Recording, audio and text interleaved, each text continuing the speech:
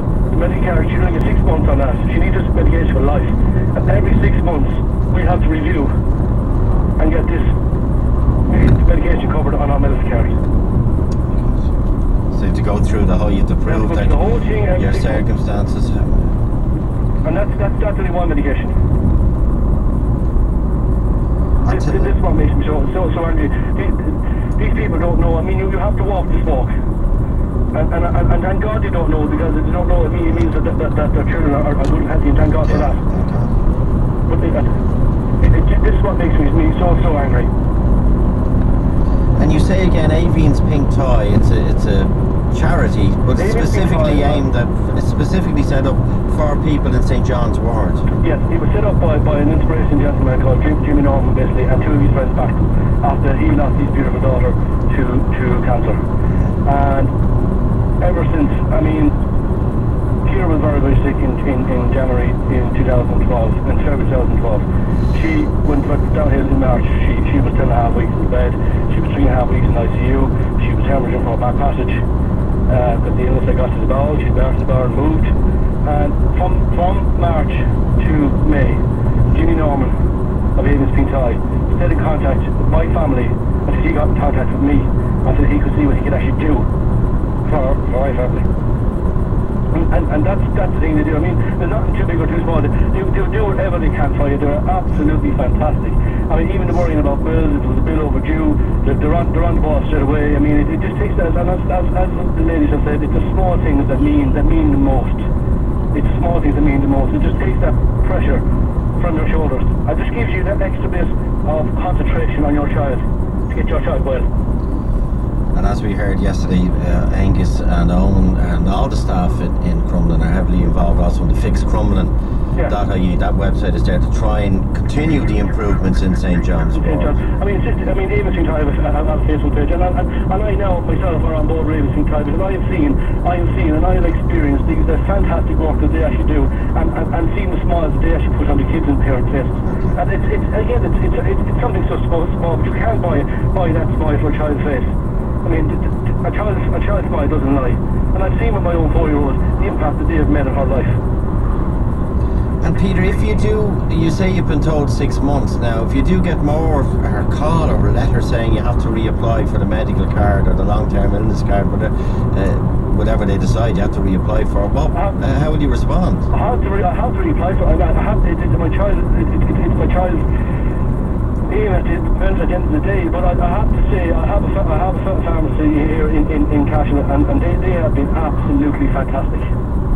They will help you in the belief that it will come through eventually. They are fantastic. Yeah, okay. And only for them, as I say, the pharmacy, I mean, I don't know where we'd be.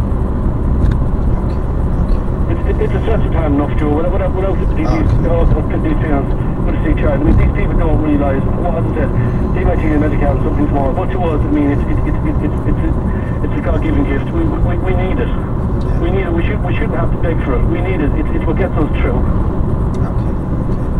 And may you all get through, Peter, Kira, please God. And thanks also to Rosie and Trish and their stories. Peter Casey, thanks indeed. Thanks no problem. indeed. Thank you, Joe. Thank you. Bye-bye. Thank you. Bye-bye. Talk to Joe on 1850 715 815. Did you know that 80% of Irish people said that RTE has an important role in society? And that 67% of the Irish population considers RTE as its main source of national news. Find out more about the audiences RTE serves by reading the recently published independent PwC report at rte.ie/about. RTE. Today, tomorrow, together.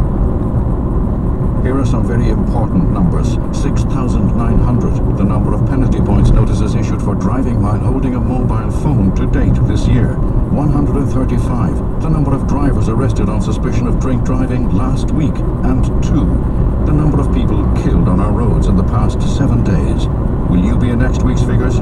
Behind every number, there's a real person.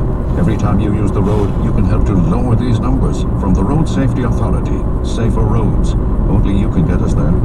The Super Quinn Fish and Wine Sale is now on, with great offers at the fish counter this week, like freshly landed Irish monkfish fillets, 33% off. Super Quinn salmon fillets and cutlets for only €2 each. And tasty sea bass and plaice fillets, also just €2 each.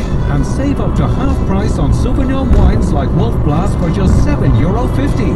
The Super Quinn Fish and Wine Sale now on. Enjoy alcohol responsibly.